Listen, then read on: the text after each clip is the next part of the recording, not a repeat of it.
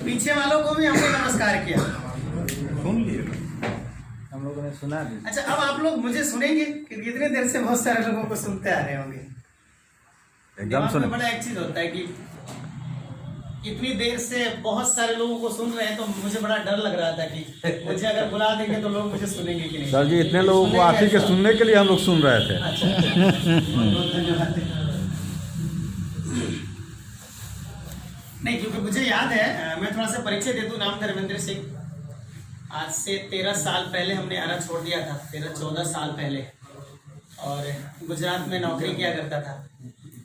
नौकरी के दौरान ही मुझे ये बिजनेस मिला, और मैं आपको ये बताना चाहूँगा कि बिजनेस मुझे जिस तरीके से मिला था, जानना चाहेंगे? अच्छा देखिए, हमारी तो मशीन भाई गर्म होती है ना तो काम करती है। आप लोग सर्दी तो नहीं लग रही है? नहीं। पीछे वाले? नहीं। देखिए बहुत ज्यादा समय हम नहीं लेंगे, क्योंकि बहुत ज्यादा देर तक हम बोलते भी नहीं है। ना तो मुझे टेस्ट पसंद है और ना ही मुझे वनडे पसंद है। मुझे 20-20 खेलना पसंद है। क्योंकि अब वो जमाना गया कि घंटों भर बैठ करके अपन देखते रहे या बहुत ज्यादा समय बिता करके सफलता को हासिल करें, तो उससे थोड़ा सा बिल्कुल ही अलग हटके काम करें। पर ज्यादा नहीं, बस 10 मिनट तो झेल सकते हैं ना जी आप लोग? सब लोग झेल सकते हैं?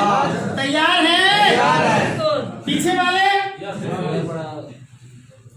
मैं बताना चाह रहा था कि आज से कुछ साल पहले मुझे भी इसी तरीके की एक मीटिंग में बुलाया गया था, और वो सिर्फ मुझे इसलिए बुलाया गया था कि लिट्टी खाना है। हेलो, क्या खाना है साहब?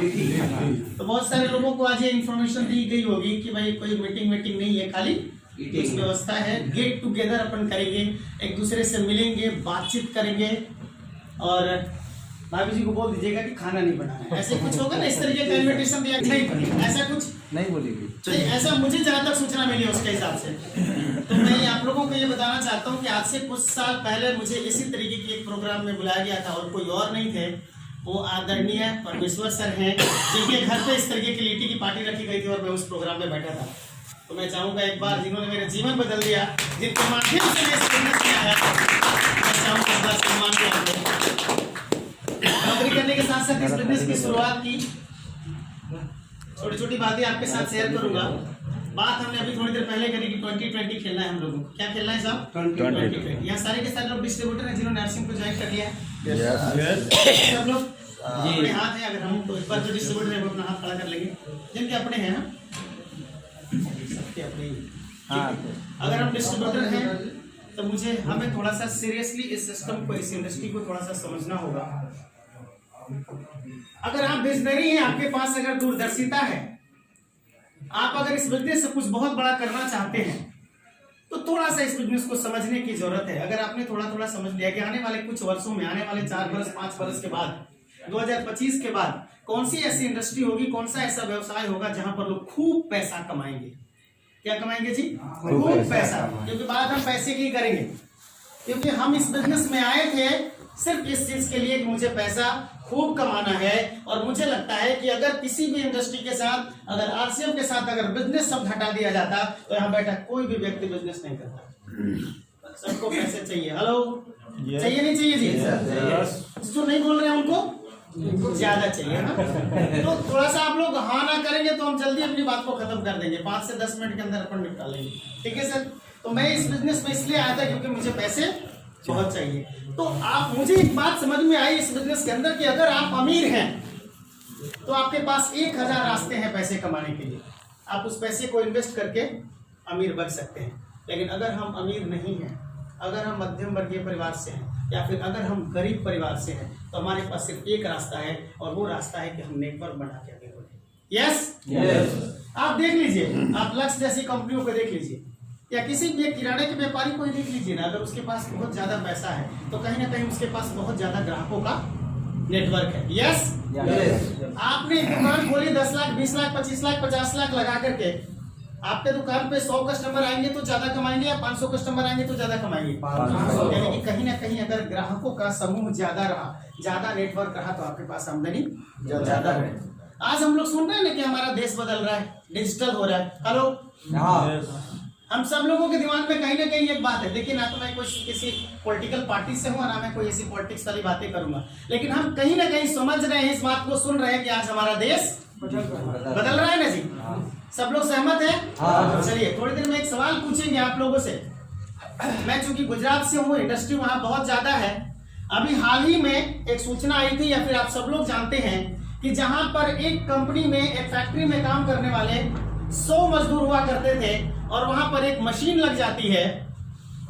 क्या लग जाती है साहब? मशीन लग जाती है। 100 लोगों का काम एक अकेला वो मशीन कर देती है, और फिर भी हम कहते हैं कि हमारा देश बदल रहा है। हेलो, बाकी के 99 लोग बेरोजगार हो जाते हैं, और इसके बावजूद भी हम कहते हैं कि हमारा देश बदल रहा है। जिंदा है जी? तो हाँ ना में जवाब दीजिए। ठीक है सर। आज से कुछ वर्ष पहले आपने देखा होगा बैंकों में कर्मचारी हुआ करते थे, पैसे गिनते थे, जाली लगी हुआ करती थी, और वहां से और इस तरीके के बहुत सारे बैंक में स्टाफ हुआ करते थे। आज के डेट में पैसे जब आप निकालने के लिए जाते थे, विड्रॉल फॉर्म भरा जाता था। आज के डेट में क्या करते हैं सब? एक छोटा सा कार्ड है, अपन डालते हैं, और वो बैंक एम्प्लॉय बेरोजगार हो जाता है। हम फिर भी कहते हैं कि हमारा देश बदल। बड़ी से बड़ी बिल्डिंगों में, बड़ी से बड़ी फैक्ट्रियों में पहले चौकीदार हुआ करते थे, आज वहां सीसीटीवी कैमरा निगरानी कर रहा है। वो चौकीदार बेरोजगार हो जाता है, फिर भी कहते हैं कि हमारा देश बदल। हेलो, आज हिंदुस्तान पूरी की पूरा हिंदुस्तान मंदी के दौर से गुजर रहा है। क्या आप इस बात से सहमत हैं? फिर भी हम कह रहे हैं कि हमारा। मैं कहना कुछ और चाहता हूं आपसे। मैं ये बताना चाहता हूं कि अगर आप आज आरसीएम बिजनेस के डिस्ट्रीब्यूटर हैं, और अगर आप रियल में आप इस देश को बदलना चाहते हैं। जब नोटबंदी हुई, देश मंदी के दौर से गुजरा। हेलो, यस, सबको पता है। जब जीएसटी लागू हुआ, देश मंदी के दौर से गुजरा। अभी फिलहाल भी देश मंदी के दौर से गुजर रहा है। हिंदुस्तान के हर सेक्टर में, हर इंडस्ट्री में मंदी आ सकती है दोस्तों।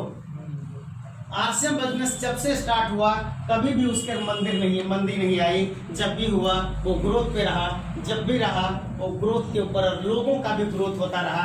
क्यों? क्योंकि दुनिया के हर सेक्टर में मंदी आ सकती है, इधर मंदी नहीं आ सकती। आ सकती है क्या?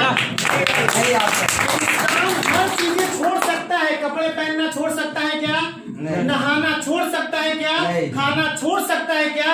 और जब ये काम नहीं छोड़ सकता है, तो आप समझ सकते हैं कि आप जिस इंडस्ट्री में, जिस आरसीएम बिजनेस की मैं बात कर रहा हूँ, उसमें कभी मंदी आ सकती है क्या? नहीं आ सकती है।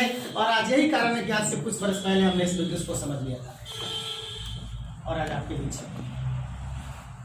2020 की बात जहां पर हो रही है, कंपनी ने बहुत सारे काम, मगर हम लोग कहीं ना कहीं, अगर हम डिस्ट्रीब्यूटर हैं, हम सारे लोगों ने इस बिजनेस को अगर ज्वाइन कर लिया है, तो बड़ी ताज्जुब होती है कि बहुत सारे लोगों के घर में कोई 200 की खरीदारी करता है, कोई 400 की खरीदारी करता है, कोई 500 की, कोई 1000, कोई 2000 की। क्यों?